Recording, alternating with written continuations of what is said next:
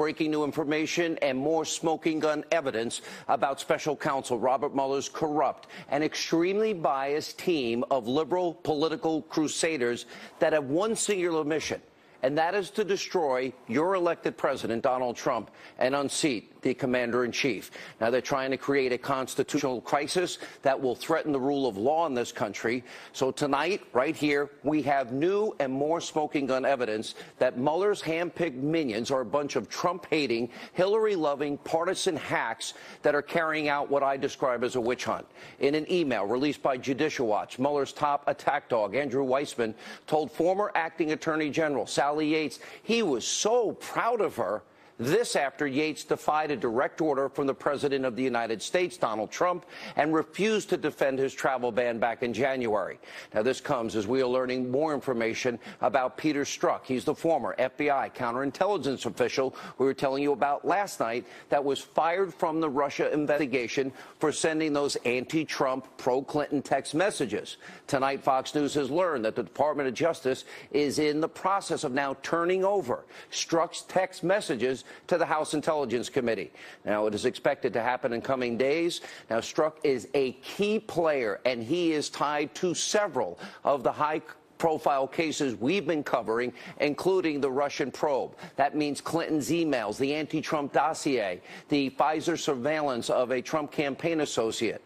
Now, tonight, what we're going to do, we will peel back the layers of this very complex onion. We will expose. It will be easy to see just how crooked and corrupt Mueller and his appointed team really are.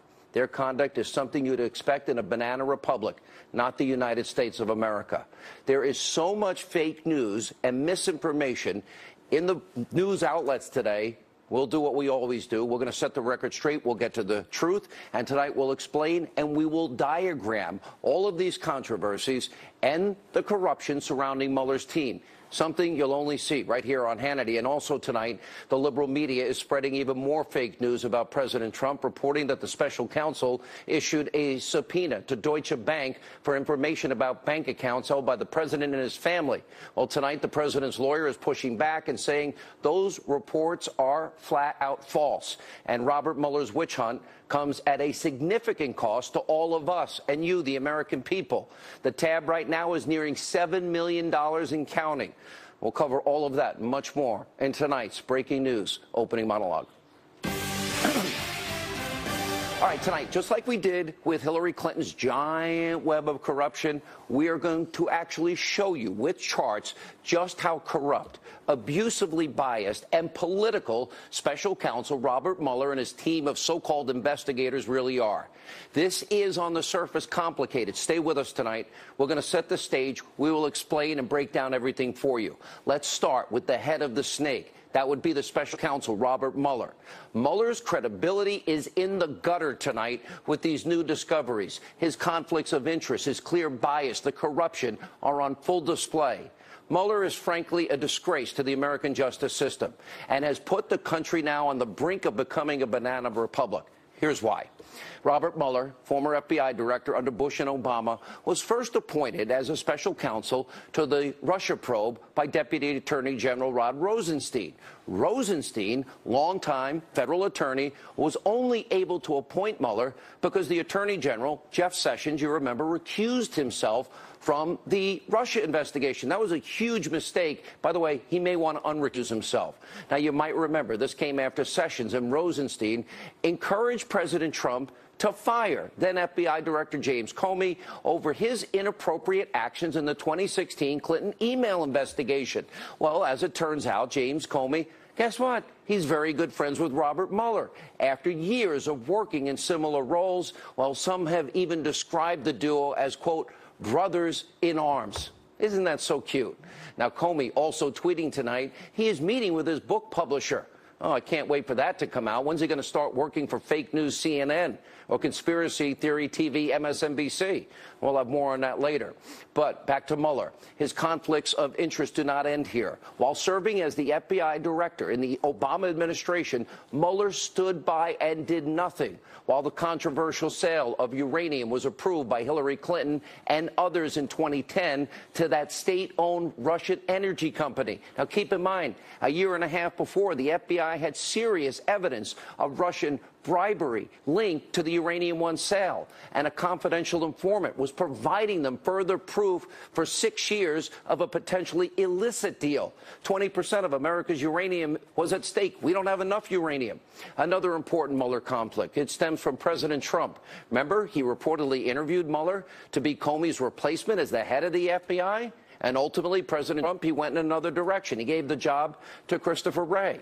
And finally, one of the biggest examples of Mueller's faulty, clouded, biased, abusively biased judgment is who he chose to staff the Russian probe. Now, get this. At least 8 of the 16 lawyers that Mueller appointed to his team donated to Democrats like Obama and Clinton, including thousands of dollars to these campaigns. Not a single attorney Mueller appointed or hired donated to the Trump campaign or any other Republican presidential campaign. Which brings us to our next chart, where we expose members of Mueller's team from their clear political bias. One of Mueller's top lieutenants, who some have called a legal pit bull, is none other than Andrew Weissmann. We'll have more on him later in this monologue and show, but first, it's important to point out Weissmann gave $4,300 in political donations to Democrats, including Obama. And as you can see, we filled out the chart. All told, Mueller's corrupt band of Clinton lovers, they've been responsible for over $50,000 in donations to Democrats. We're really supposed to believe that they're fair and they're unbiased in this investigation? Next up, former top FBI counterintelligence official Peter Strzok. As we're about to show you, as we told you about last night, his tentacles touch just about everything. Now, there's more stunning new information about Strzok tonight. We'll get to that in a second. But first, let's lay the foundation. According to a report, this was yesterday, Strzok is a member of Mueller's special counsel team that signed the document that officially started the entire Russian investigation witch hunt. We learned yesterday this Trump-hating, Clinton-loving agent oversaw the FBI interviews of our former national security advisor, Lieutenant General Michael Flynn, where he supposedly lied. Sarah Carter, who'll join us in a little bit, is reporting that Strzok personally interrogated Flynn himself. And Fox News also learned that it was Strzok that was fired by Mueller over the summer for sending the anti-Trump, pro-Clinton text messages to his FBI lawyer girlfriend. Well, we just discovered tonight that Strzok's girlfriend, Lisa Page, also was on Mueller's team before leaving. We didn't know that yesterday. And from there, it gets even more shocking, as our own Catherine Herridge is reporting. Strzok played a very key role in the Clinton email server investigation. Now, this politicized FBI official even participated in the July 2nd, 2016 interview of then former Secretary of State Hillary Clinton, where conveniently she was not put under oath. Now, this part is brand new tonight. Strzok was also present at FBI interviews of Clinton's top aides, Uma Abedin, Cheryl Mills, where they claimed they only knew about the server after Clinton left the State Department and it became public. He loves the Clintons and everybody around them.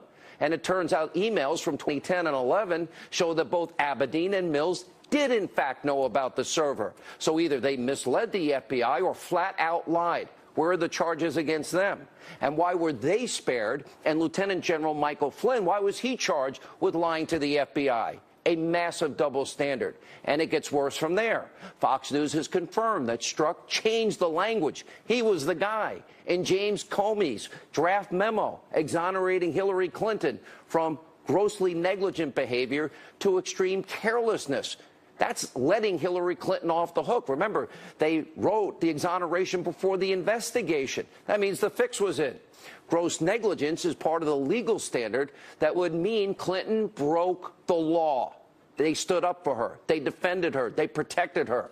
This is shocking, and this is why the Office of Inspector General is now reviewing Peter Strzok's role in the Clinton email server investigation. Now, Strzok's involvement extends to other key areas of this Russian probe. Keep up with me here. There's a lot of information, like the anti-Trump, fake news, Russian propaganda dossier that used current and former Russian government sources to try and smear then-candidate Trump with salacious lies and influence the election and mislead you, the American people. And a source is now revealing to Fox News that Deputy FBI Director Andrew McCabe, he's the key witness that Congress wants to talk to about the anti-Trump dossier. McCabe was scheduled to appear before Congress Thursday, but now is saying he's not going to show up. Now, McCabe is also thought to have been the key point of contact to the former British spy, Christopher Steele. He's the guy that created the fake news anti-Trump dossier that was bought and paid for by Hillary Clinton and the DNC that Donna Brazile says she was running. And we can't forget, according to multiple reports, a political action committee with ties to key Clinton ally, Virginia Governor Terry McAuliffe. They're like best friends. Well, they gave $500,000 to Andrew McCabe's wife, Jill. She was running for the Virginia State Senate race. Now, Virginia's Democratic Party also contributed over $200,000 to Jill McCabe. Wow, the connections are stunning. And finally, House investigators, they believe that Strzok is the key figure in the Pfizer surveillance of a Trump associate on the campaign. Now, that makes a lot of sense given FBI agents' background in counterintelligence. And also tonight, and finally tonight, there's Robert Mueller's top deputy. Pay close attention. This particular minion is known as Mueller's legal pit bull. We're talking about the hard-charging prosecutor, Andrew Weissmann. He has a long history of using highly questionable, unethical tactics to get convictions. There's new information tonight, and it highlights Weissmann's rampant anti-Trump bias. We'll get to that in a second. Before we do, you've got to understand who is Andrew Weissmann. Now, Fox News legal analyst Greg Jarrett has dug deep into Weissmann's background. Here's what he has found. Back in 2000, during the massive Enron scandal, Weissmann was one of the prosecutors on the task force that brought a very controversial obstruction of justice case against the giant accounting firm, Arthur Andersen. This is important. Weissmann's actions put that company out of business. Tens of thousands of people lost their jobs. In 2005, the United States Supreme Court overturned Weissmann's obstruction of justice conviction in a unanimous 9-0, nearly unprecedented ruling. But it was too late. He had already inflicted maximum damage to so many people. Arthur Andersen was not the only victim of Weissmann's aggressive tactics. The conviction of a business transaction between Enron and the financial firm Merrill Lynch, well, that sent people to jail. But guess what? They were innocent.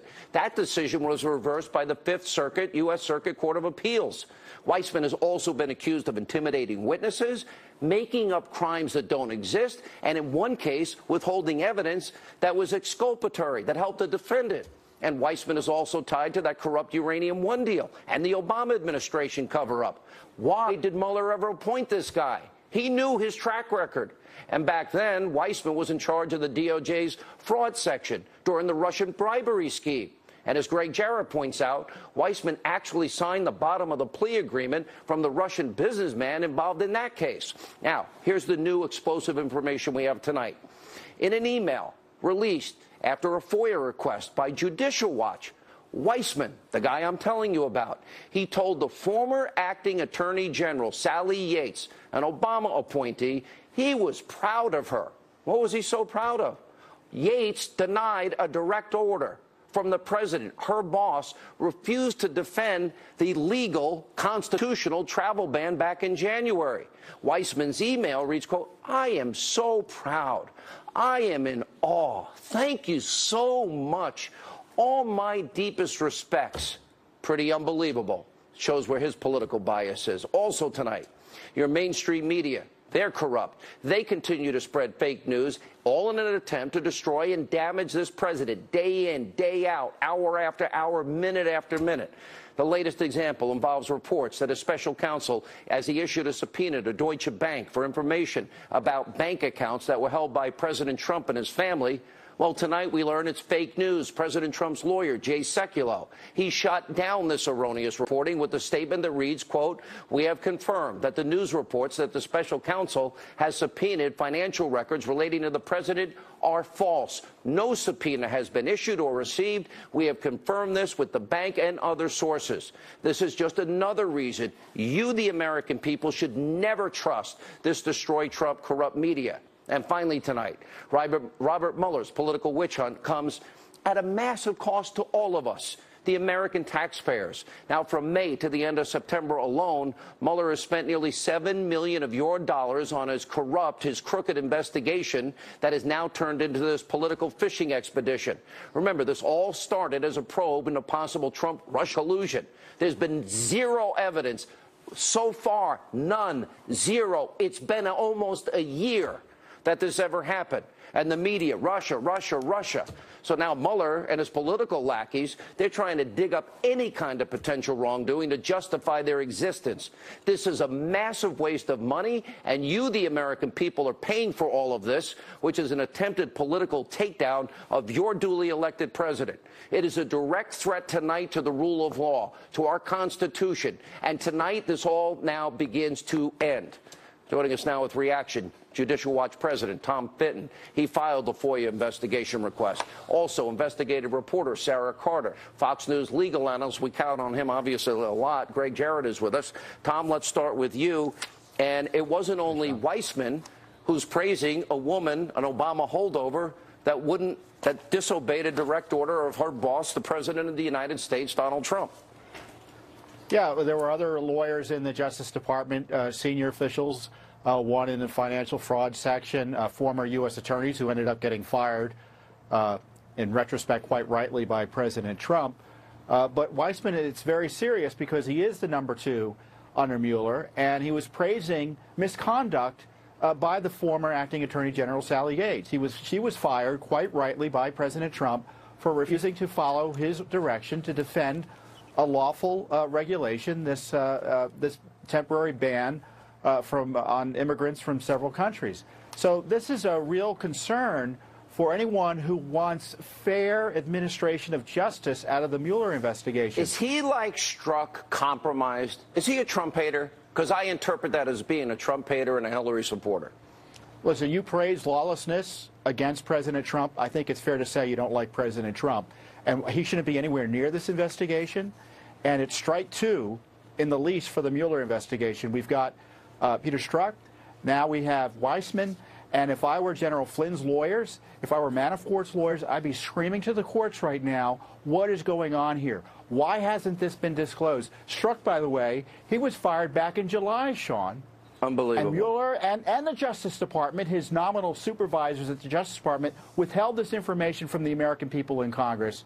And I tell you, it's at the point where we may need a special counsel for the special counsel. That's how out of control things are. Sarah Carter, you began this all last night with this guy Strzok and literally, you know, him being removed. Now we find out tonight that the girlfriend is removed, and we find out that the #1 hitman with the most atrocious, unethical background and record and failure, Andrew Weissman. Why was he ever appointed by Robert Mueller with that background? A 9-0 decision, the Fifth Circuit Court of Appeals.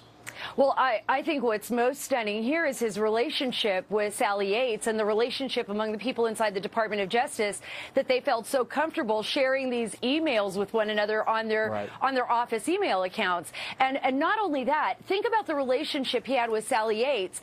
I think there's a serious conflict of interest here, according to a number of sources that I've spoken with in law enforcement, in the intelligence community. They've said, look, she was after Flynn from the beginning, and if he is this close to her and he has this much respect for her based on a decision where she basically went against the President of the United States, this should be called into question.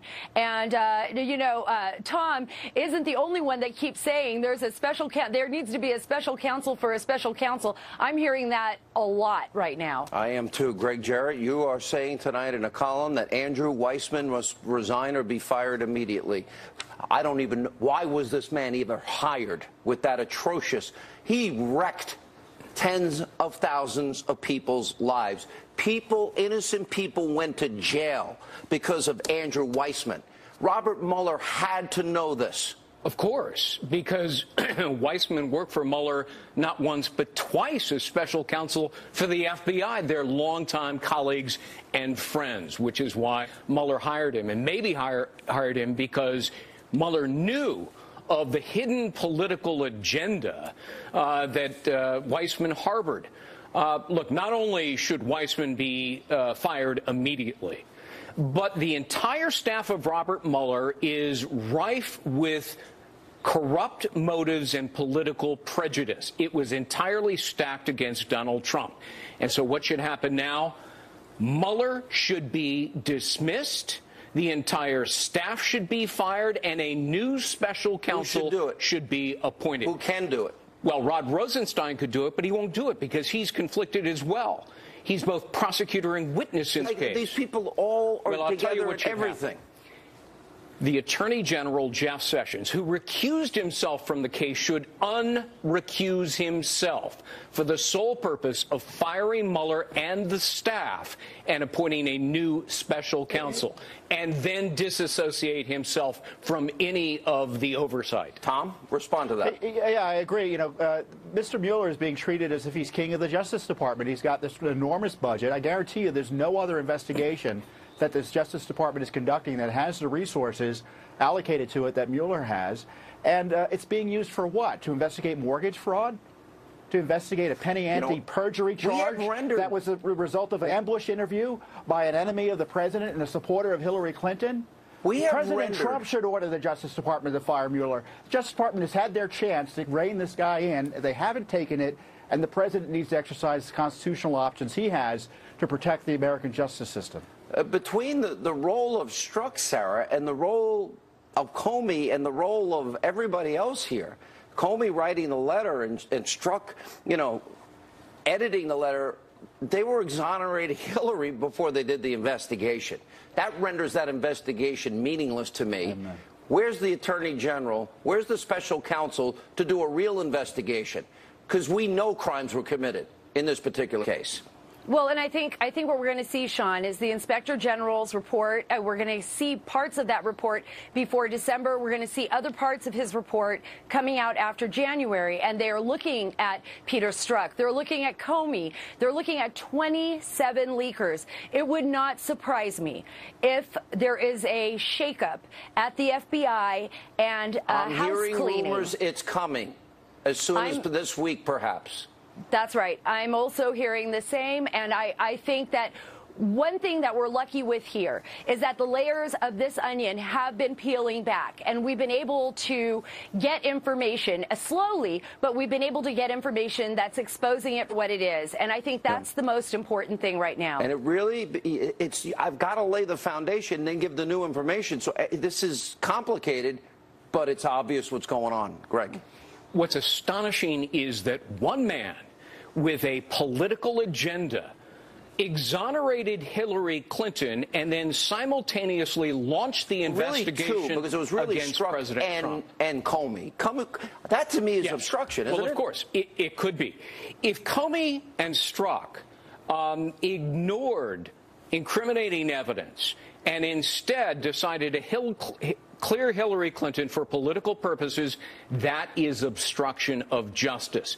And there ought to be a case brought against them if that happened. It's a national disgrace. It is. What the Mueller's team is a national disgrace. It is a travesty of justice. It is a travesty to exonerate somebody for political purposes and literally before the investigation is done. I'm just out of time. Sure. We'll have you all back. I promise. We're not letting up. Now, when we come back, we'll talk to Harvard constitutional law professor. We don't always agree. Alan Dershowitz. He has a strong warning tonight for Robert Mueller. Also breaking tonight, we have new charges have been filed against that illegal immigrant who killed Kate Steinle on that pier in San Francisco. Will justice finally be served? And the president keeps a massive campaign promise about Israel. We'll check in with Ed Henry, and we'll go to Washington for the latest details. Straight ahead. This program is brought to you by Taunts. And gun charges against Jose Garcia Zarate, the illegal immigrant responsible for the death of Kate Steinle. Now, he was acquitted of murder and voluntary manslaughter last week. We'll have more updates throughout the night as the story unfolds. Also tonight, we are following another big story. The president is following through on a major campaign promise involving one of our closest allies, the state of Israel. This is big news tonight. Ed Henry is live in D.C. with the details. Ed, as a big supporter of Israel, I've known for years, I believe this is the right thing to do. What's happening? Well, Sean, you're right. It's very controversial, but a campaign promise kept. At 1 p.m. tomorrow, the president will announce at the White House that the U.S. government is officially recognizing Jerusalem as the capital of Israel, and he will direct the State Department to begin the process of moving the U.S. embassy there from Tel Aviv. This upends decades of foreign policy by American presidents in both parties that these issues would be settled by peace talks. It's widely popular, as you noted, with our key ally in the region, Israel. and its Prime Minister Benjamin Netanyahu, who today praised it.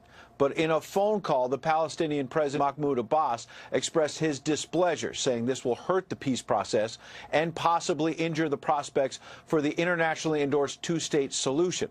While Jordanian and Saudi officials warned this may provoke the global Muslim community, which some experts see as a veiled warning that another intifada could erupt. Though all of this talk of grave consequences was rejected by the president's national security advisor, who says this move can actually help the peace process. Watch. There are options involving the move of an embassy at some point in the future, which I think could be used to gain momentum toward a peace agreement and a solution that works both for Israelis and for Palestinians. Now, you saw from those pictures that some Palestinian protesters tonight are burning photos of President Trump, among other things. So just in case, the State Department is warning American diplomats and their families to avoid Jerusalem's Old City and parts of the West Bank. Meanwhile, Vice President Mike Pence, we should note, is set to arrive in Israel for an official trip in just 11 days. Sean? All right, Ed Henry in Washington. Thank you, Ed. Joining us now, the author of the book, Trumped Up, How Criminalization of Political Differences Endangers Democracy. Harvard Law School professor Alan Dershowitz is with us. Professor, good to see you. Thanks for being back. Thank you. Let me go to this story. It's too important. It's an issue I know you and I have agreed on over the years. Most Americans, I doubt, know. We give the Palestinians money. The Palestinians pay families money of those who kill Israelis and Americans. That is outrageous waste of taxpayer dollars. Thoughts? Well, it's worse than that. It incentivizes murders. But I think that President Trump's decision to recognize Jerusalem as the capital of Israel is the perfect response to President Obama's outrageous orchestration of the Security Council resolution, which he pushed through as a lame duck that declared the Western Wall to be illegally occupied territory, the Hebrew University, the Hadassah Hospital, the Jewish Quarter. According to this resolution that was basically pushed through by Obama, these are outrageously flagrant violations of international law. The best response to that horrible resolution is for the president to say, we don't accept the UN resolution, and the best proof of it is we're going to recognize Jerusalem as the capital of Israel. You say it's occupied, we say it's the capital. Perfect response. Agreed. Let's go to Democratic Senate and ranking member of the Senate Judiciary, Dianne Feinstein, claiming an obstruction of justice case is forming against the president. You've had very strong reaction to that. Is it possible? People cite Nixon. They cite the Clinton affair. Is there any obstruction of justice, and can you cite that against a sitting president? Well, those cases both support my position that you cannot charge a sitting president with obstruction of justice if he simply implements his own constitutional obligations under Article 2. What happened in the Nixon case is they charged him with obstruction of justice for telling his subordinates to lie, for destroying evidence of paying hush money. In the Clinton case, they cited him for obstruction for telling witnesses to lie. Here, what they're saying is the president committed obstruction of justice by firing Comey, which he had a perfect right to do. Comey said that himself. And if he were to pardon somebody like Flynn. But you cannot hold a president criminally responsible for exercising his constitutional authority. Remember, it's not only the president who has this kind of immunity. Senators have immunity from prosecution. Judges have immunity from prosecution if they perform their constitutionally appropriate actions. That's what our system of checks and balances is all about. Let me ask you about this particular fact. You have this guy Strzok. Then you have, I believe, somebody, I find his record atrocious, Andrew Weissman, and this team that Robert Mueller has put together. In the case of James Comey and this guy Strzok, how can you possibly be drafting an exoneration of Hillary Clinton before the investigation was ever not only ever completed, but the key people in the investigation, including Hillary, weren't even interviewed up to that point? How is that possible, and does that mean that needs to be relitigated or reinvestigated?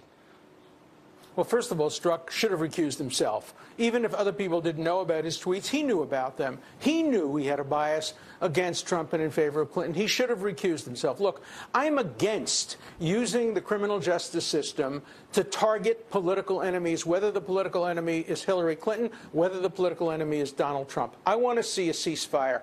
I want to see us not use the criminal justice system as a weapon against our political enemies. I don't think Hillary Clinton should have been investigated and prosecuted. I don't think Donald Trump should be investigated and prosecuted. I think if you don't like what a candidate did, you vote against them. But you don't try to create criminal actions, whether it be espionage against Hillary Clinton or obstruction of justice against Donald Trump.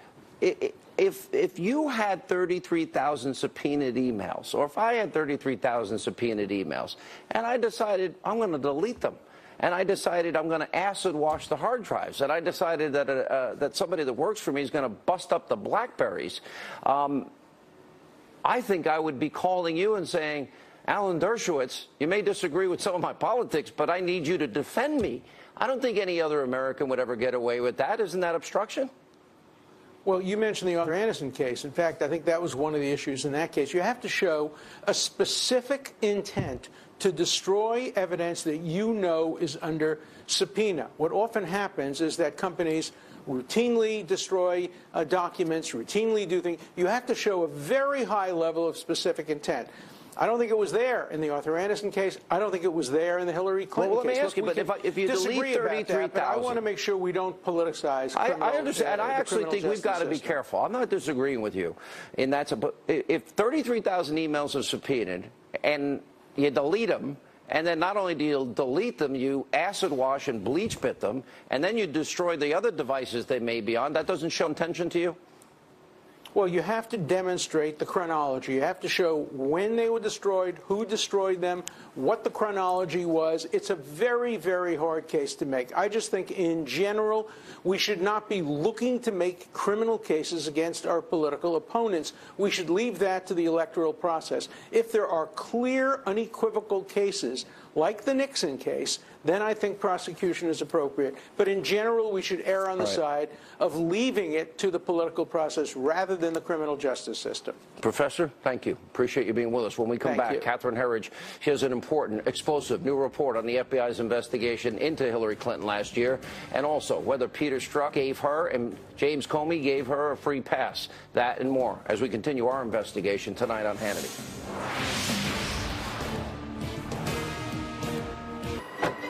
Another day at the office. Why do you put up with it? Mueller probe, Peter Strzok specifically, we are learning more about his involvement in the 2016 investigation into Hillary Clinton's private email server. Our own Catherine Herridge has the very latest tonight from Washington. Catherine. Sean, our investigative team reviewed this FBI summary of Hillary Clinton's July 2016 interview, and it shows that the same FBI agent, Peter Strzok, was part of it. Agent Strzok, who allegedly sent anti-Trump texts, weighed in on Comey's public statement just 3 days later that recommended against criminal charges, and he helped change the language in an earlier draft from grossly negligent to extremely careless. That's key because gross negligence is the legal standard under the federal statute 18 U.S.C. 793F, and it's widely reported that Agent Strzok also oversaw the review of Clinton aide Huma Abedin's emails that were found on her estranged husband Anthony Weiner's computer. That discovery led the FBI to reopen and close the criminal email probe just days before the election. It's not good for the FBI, which holds itself up as a paragon of virtue, where there's no political motivations and we just follow the facts, that's all. And everybody knows that's not the case.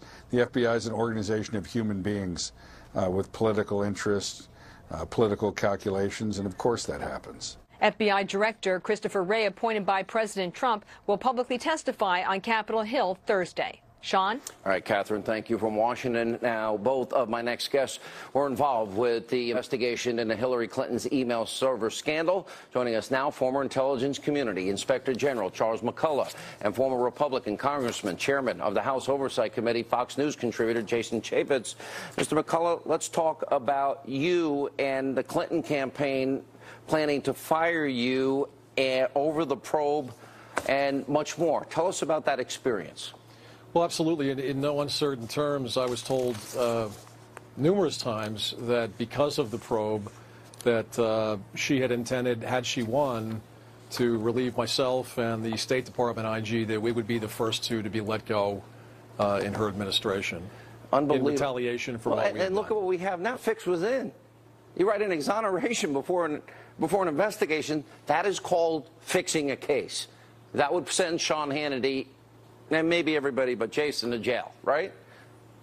Yes. Yeah, It's certainly, you're going to have clearance issues, you're going to have employability issues, and most importantly, you're going to have criminal issues for all three of those categories. Absolutely. Former Congressman, well, you're a talk show host now. It's a far better position. Let me take you back July 7th, 2016. You interviewing, well, you asking questions of James Comey. This is critical, this exchange. Did you review the documents where Congressman Jim Jordan asked her specifically? And she said, quote, "There was nothing marked classified on my emails, either sent or received," end quote. I don't remember reviewing that particular testimony. I'm aware of that being said, though. Did the FBI investigate her statements under oath on this topic? Not to my knowledge. I don't think there's been a referral from Congress. Do you need a referral from Congress to investigate her statements under oath? Sure do. You'll have one. You'll have one in the next few hours. And that happened. Did Hillary lie? And what, James Comey, knowing now, he had long been involved in writing and drafting an exoneration of Hillary before he even interviewed her. Yeah, no, clearly Hillary Clinton did lie under oath. I mean, when Roger Clemens supposedly lied under oath, the Department of Justice indicted him, but Hillary Clinton not so much.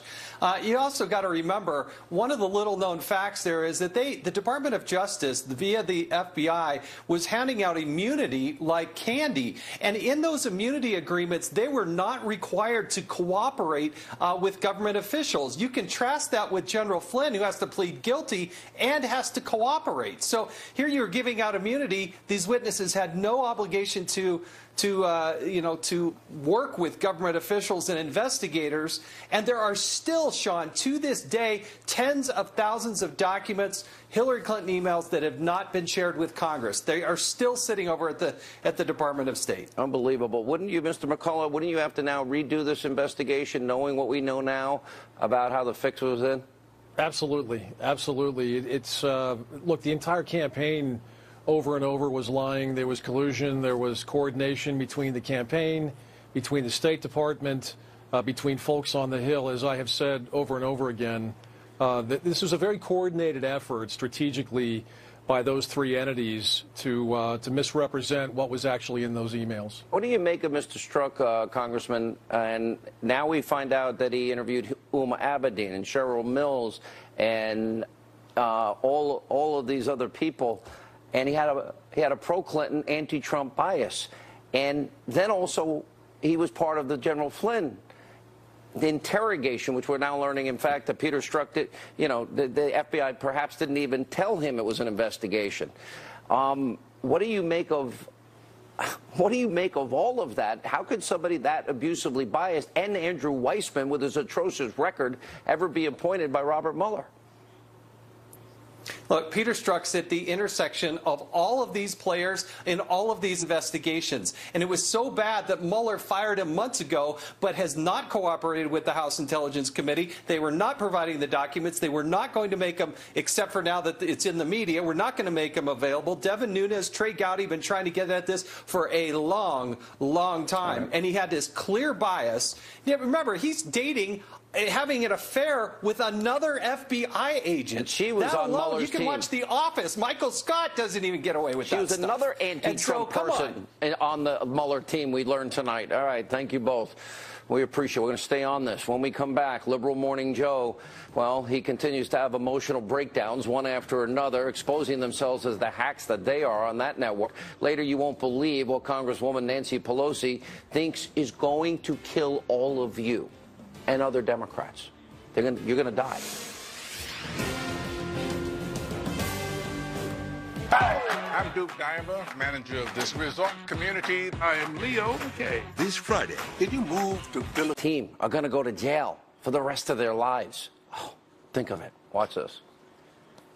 Knowing them, I think they're shocked that the noose is tightening, because I don't know if they were arrogant or just incredibly unself-aware and really dumb about, like, what the job was about, how important it was, and how under the microscope every move you made would be. I think they just thought they'd go in there and flim-flam and riff through it. You know, and I think they're shocked that the noose is tightening and that people might go to jail.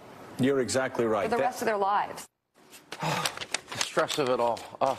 Joining us now, author and a Radio American talk show host, Dana Lash, civil rights attorney Daryl Parks. Yeah, it's so entertaining to watch the emotional breakdown that they're both sharing together every day in this national platform. I mean, it's almost, not quite worth watching just for the emotional catharsis you see every day. It's unhingement. They need group therapy right out there on television. Dana. Sean. Sorry. Well, I'm trying to figure out why. What do they think they're going to get him on at this point? Because so far, Michael Flynn just did the same thing Martha Stewart has done. Sean, I'm going to tell you something. What were we all told a year ago? We were told that the Russians were storming the White House and that the Russians were controlling Trump and that they were conspiring together and that everyone was going to die in the streets, weeping and gnashing of teeth, dogs and cats living together, mass hysteria. And instead, Sean, what have we gotten? A repeal of the individual mandate, tax reform, we get to keep more of our own money. Supreme Court just Justice. Horrible things. Yeah, Supreme Court justices, good judges, constitutional judges on appellate courts, national concealed carry reciprocity going through the House. I mean, come on. I mean, we were told awful things were going to happen, and instead they got Michael Flynn on the Martha Stewart charge. You know, I know you're a lawyer. Daryl, do you have a problem if they didn't finish an investigation that they're writing an exoneration letter? And are you concerned that Robert Mueller has put people with these histories of unethical conduct that have ruined people's lives on his team and people on his team that are pro-Hillary and anti-Trump? Does any of that bother you in the pursuit of justice, in the pursuit of truth? Well, I believe that Robert Mueller is going to do a thorough investigation. I didn't ask you that. I asked you if these conflicts bother you. No. Yes. I know my question. I think everyone has biases to some degree. You can't say that these people are biased. So you can be pro-Clinton, anti-Trump, express the opinion. You could write an exoneration before an investigation, and as a lawyer, you're cool with that. Listen, Sean. Answer. Come on, Daryl, answer that. Let the investigation go through. You have to let the investigation go through, They wrote the exoneration Let the facts come before they did the investigation. You're jumping to conclusions, Sean. Let the investigation go. All right, Dana, quick update. I love how you're pro-Second Amendment. There's something big this week I want to get to say. Oh, yes. And, Sean, thank you so much for reminding all of your viewers about this. I hope that everybody calls their elected officials tomorrow, because National Concealed Carry Reciprocity is going for a vote tomorrow, Wednesday, on the House floor. This is something that millions of Americans went and voted for. Sean, you talked about it many times right here on your program. This means that your rights don't end where the state line ends, and this is huge. This is getting your rights back. And, of course, also with that is the Fix NICS bill. There's a lot of misinformation about that. That actually makes states comply with existing law. That's all it does. When we come back, thank you both. That's tomorrow. Congresswoman Nancy Pelosi is insane. We'll prove it.